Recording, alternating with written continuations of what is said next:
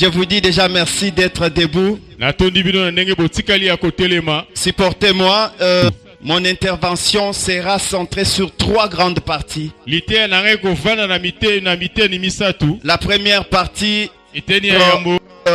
l'étude ou la compréhension sur ces grands sujets, ces grands thèmes.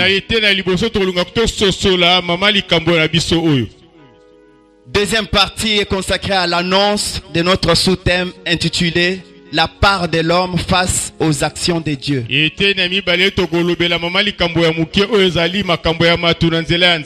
Et la troisième et dernière partie, nous allons développer les grandes lignes de notre sous-thème. Avant de passer à la compréhension du grand thème, comme vous êtes debout, vous allez ouvrir vos Bibles ensemble avec moi pour lire Josué chapitre 1 verset 5.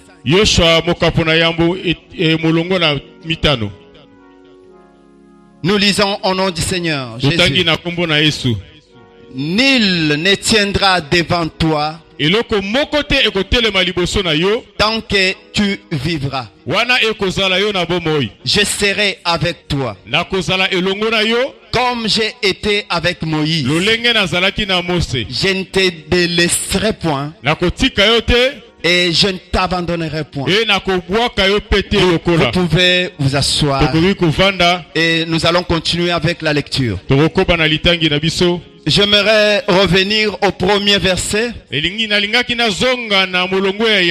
Après la mort de Moïse, l'Éternel dit à Josué, fils de Nun, serviteur de Moïse, Moïse, mon serviteur, est mort. Maintenant, lève-toi, passe ce Jourdain, toi et tout ce peuple, pour entrer dans les pays que je donne aux enfants d'Israël. Vous pouvez souligner cette phrase, lève-toi, passe ce Jourdain. Troisième verset, tout lieu que foulera la plante de votre pied, je vous le donne. Comme je l'ai dit à Moïse. Vous pouvez souligner encore, tout lieu que foulera la plante de votre pied, je vous le donne. Vous soulignez. Nous sautons le 4e verset et 5e. 6e verset, fortifie-toi et prends courage, car c'est toi qui mettras ce peuple en possession du pays que je jurerai à leur père de leur donner. Fortifie-toi seulement et aie bon courage en agissant fidèlement selon toute la loi que Moïse, mon serviteur, t'a prescrite. Ne t'en détourne ni à droite ni à gauche, afin de réussir dans tout ce que tu entreprendras. J'aimerais que vous souligniez encore, ne t'en détourne ni à droite ni à gauche, afin que tu réussiras tout ce que tu entreprendras. Que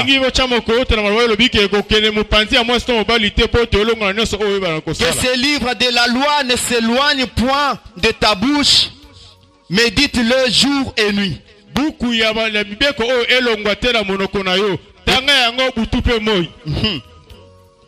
Pour agir fidèlement selon tout ce qui est écrit.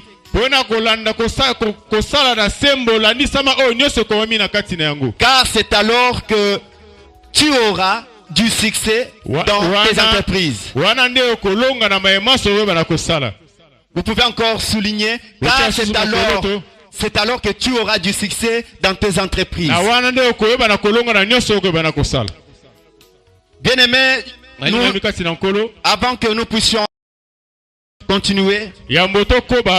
Nous allons passer à la première partie, la compréhension du sujet, grand thème.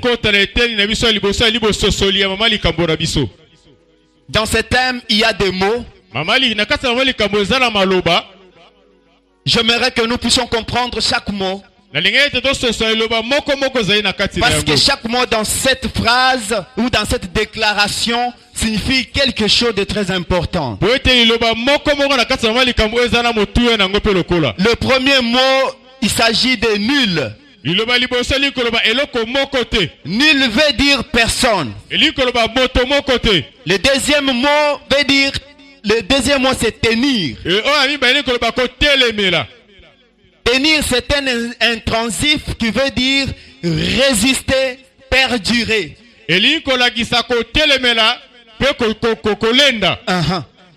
Dans le langage militaire, c'est prendre le contrôle.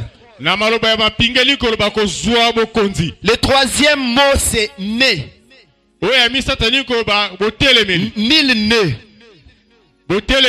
Né évoque une négation. Il est toujours complété d'une forclusif. Jamais, pas, point, plus, rien, aucun et nul. Mais dans notre sujet, il est accompagné d'un nul. Le quatrième mot, c'est devant. Devant, c'est une préposition qui signifie en face. Cinquième mot, c'est toi. C'est un pronom personnel masculin ou féminin qui veut dire yo. En lingala, c'est yo. En chiluba, c'est wewa. Voilà. À deux fois, lorsque vous appelez le montant wewa, vous ne savez pas ce que ça veut dire.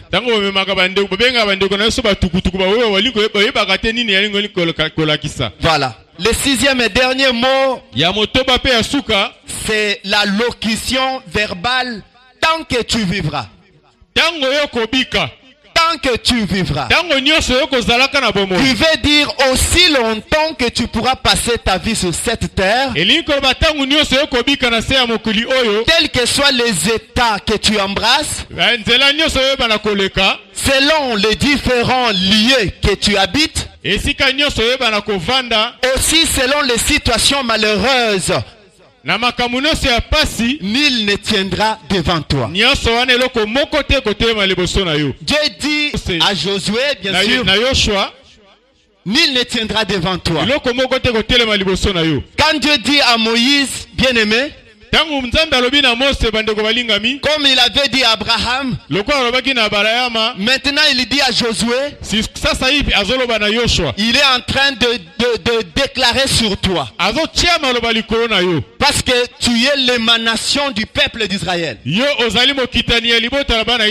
ce que Dieu pouvait faire avec Moïse, tout ce que Dieu pouvait faire avec Josué, l'engagement que Dieu pouvait prendre avec Josué, c'était pour l'intérêt de son peuple d'Israël. Donc toi et moi, nous sommes l'émanation. C'est même Dieu qui a parlé à Josué. Il te parle encore ce soir. Tu traverses une situation difficile. Tu traverses une situation qui ne dit pas son nom. Tu es dans une souffrance qui s'est éternisée dans ta vie. Mais ce soir, Dieu te dit, nul ne tiendra devant toi. Lorsque Dieu dit, nul ne tiendra devant toi, il est au courant de ton ennemi. Il sait qu'il y a un ennemi. Il sait que tu es devant un problème. Il a vu que toi-même, tu es rempli de la peur. Tu n'as plus d'espoir. Tu as peur de l'ennemi. Mais Dieu, dans sa préscience, il voit déjà l'ennemi que toi tu crains, pour qui tu as peur. Cet ennemi-là en train de trembler pour toi. C'est ce qui se passait ici. Après que Moïse soit mort, Dieu veut commencer l'histoire avec Josué. Lorsque vous lisez du premier chapitre jusqu'au deuxième, vous comprendrez que Dieu a utilisé à peu près 5 actions. Et c'est sur 5 actions que je vais parler ce soir. Et c'est de ces 5 actions que je vais tirer mon thème.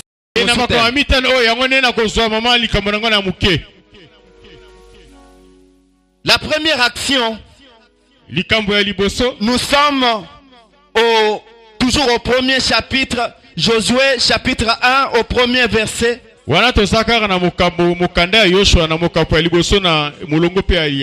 Dieu dit à Josué, lève-toi, passe ce Jourdain. Lève-toi, passe ce Jourdain. Josué n'a pas tardé. Josué a appelé les officiers. Il leur a dit, apprêtez-vous. Apprêtez la provision. Dans 3 jours, nous allons passer le Jourdain. Dans 3 jours, nous allons passer le Jourdain. Josué passe déjà à l'action. Face à l'impératif de Dieu. Bien-aimé, Dieu est content lorsque il dit quelque chose à l'impératif et il voit que tu réagis. C'est ça. Il est très content lorsque il dit lève-toi et tu te lèves. Lorsqu'il est passé, Jésus passe à la piscine de Bethesda. Il a trouvé cet homme de 38 ans.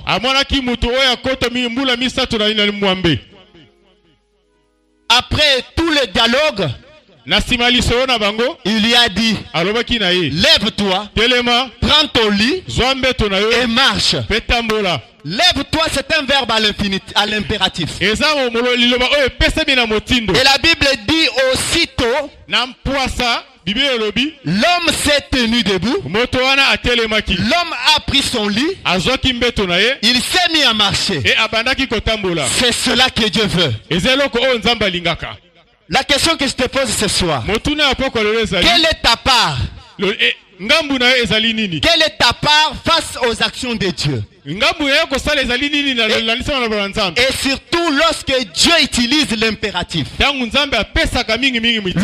Dieu te dit lève-toi, est-ce que tu te lèves? Il dit marche, est-ce que tu marches? Voilà pourquoi j'ai intitulé mon sous-thème la part de l'homme face aux actions de Dieu.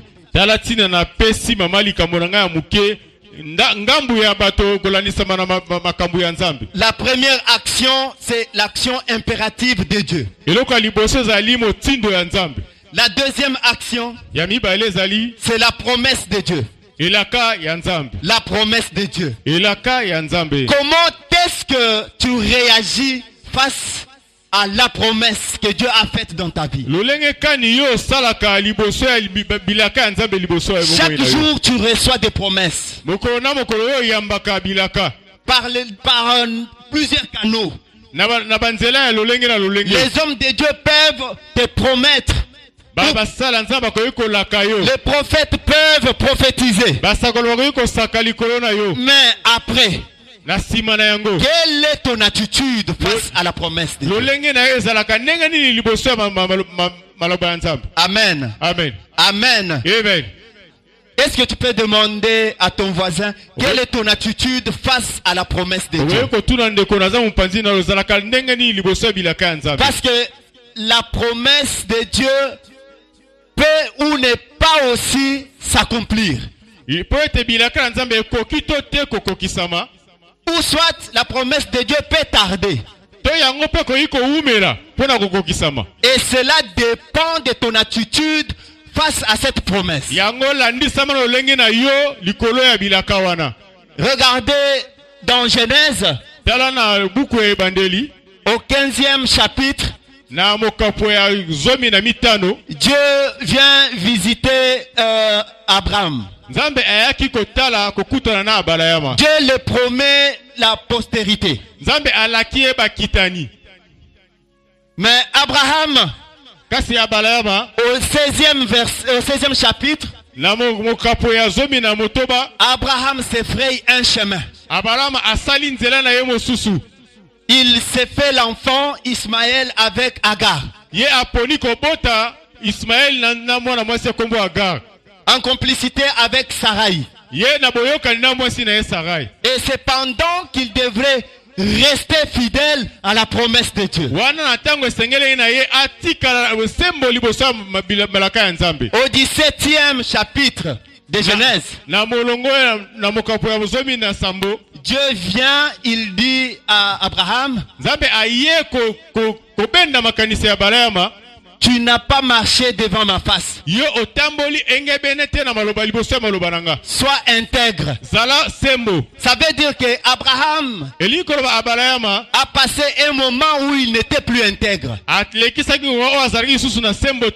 Pendant l'attente de l'accomplissement, il n'était plus à un certain moment devant Dieu. Parce que Dieu vient, il interpelle, il dit, marche devant ma face. Sois intègre.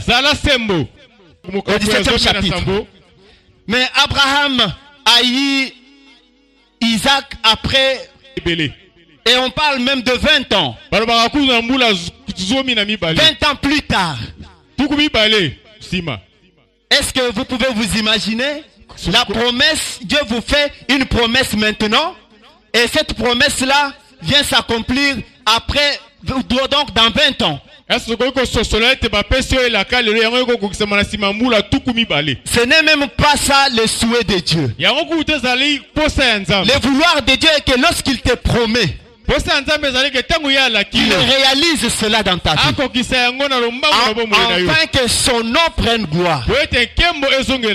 Maintenant, notre attitude peut faire à ce que la promesse de Dieu puisse tarder.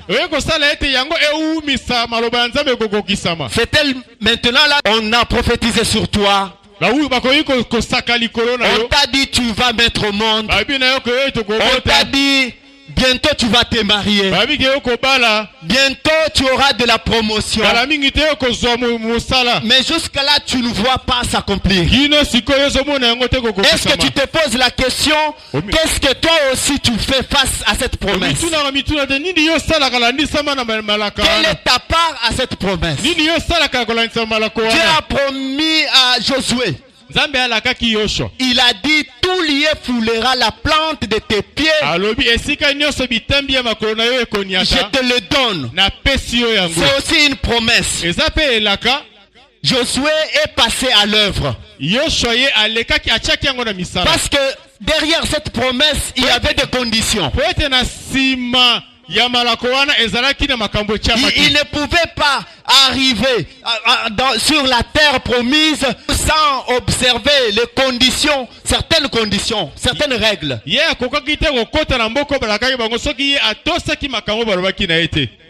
Et Josué est passé à l'œuvre.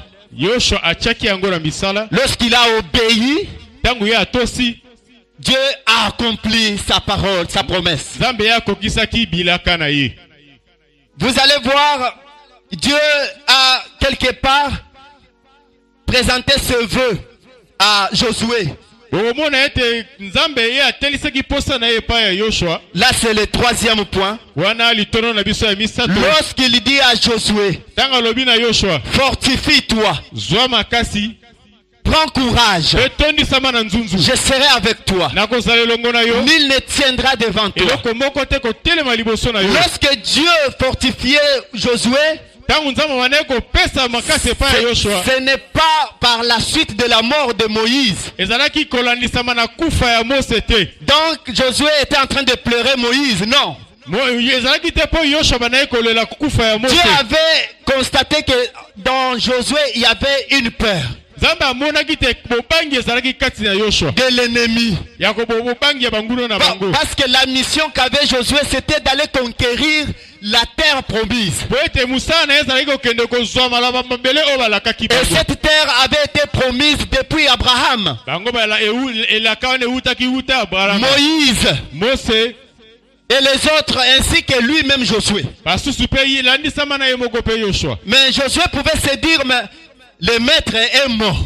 Est-ce que ces gens-là, est-ce que bakobanga lisusu biso? Bakobanga lisusu biso? Il pouvait se poser toutes ces questions-là. Voilà pourquoi Dieu, sachant que les ennemis là-bas, ils tremblaient de la présence ou du peuple d'Israël, il vient dire à Josué, fortifie-toi, prends courage, prends courage. Ce soir, bien-aimé, peut-être tu as peur de cette situation parce que tu as longtemps traîné. Tu n'as pas trouvé solution. Personne ne te tend la main. Tu montes à des montagnes. Tu as consulté plusieurs personnes. Tu n'as pas eu la solution. Tu commences à t'inquiéter. Et c'est la peur qui t'accable. Mais Dieu, dans sa présence, il voit déjà l'élévation devant toi. Il voit déjà Isaac devant toi. Il voit déjà le mariage devant toi. Il voit déjà la victoire devant toi. Il voit déjà le succès devant toi. Mais toi, tu as peur. Alors que la stérilité là où elle est, elle est en train de trembler.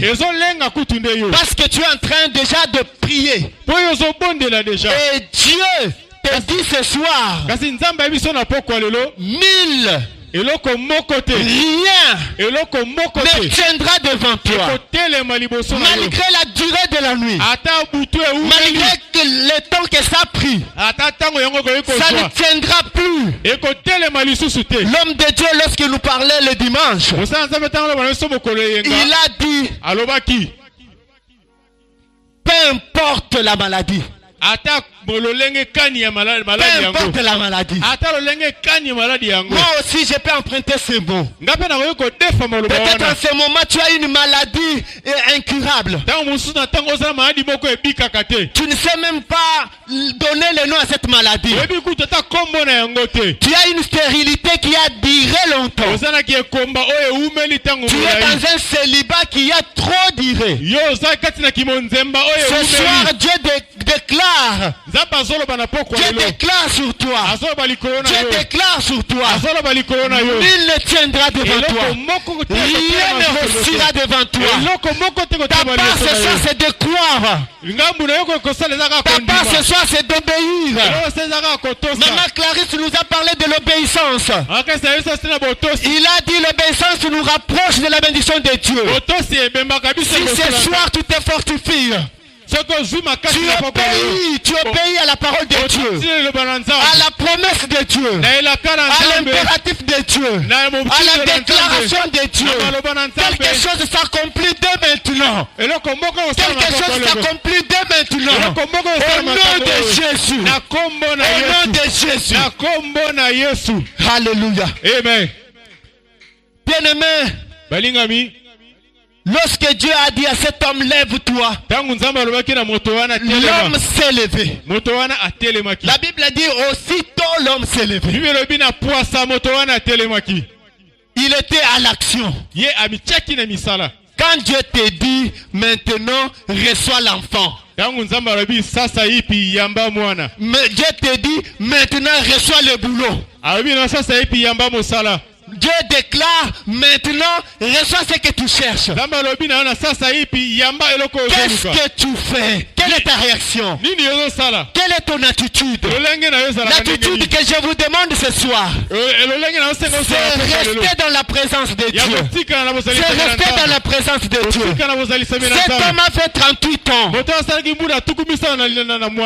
38 ans de cette maladie. Quand l'ange venait, il n'avait personne pour le jeter dans la piscine. Mais ce que j'ai aimé, l'homme était toujours présent. Je me posais la question, si l'homme avait l'habitude de repartir le soir, revenir le matin, et si Jésus passait la nuit, peut-être l'homme allait rater sa bénédiction.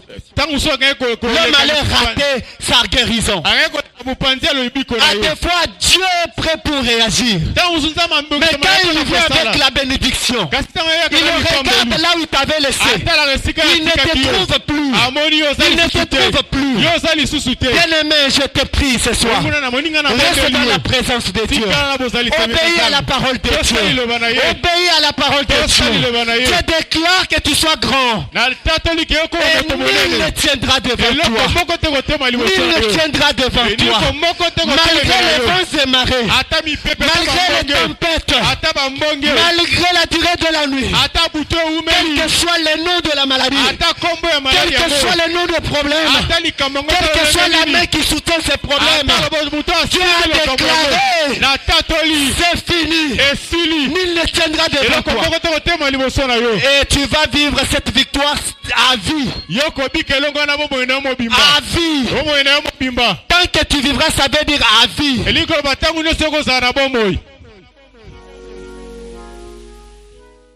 Tant que tu vivras à vie.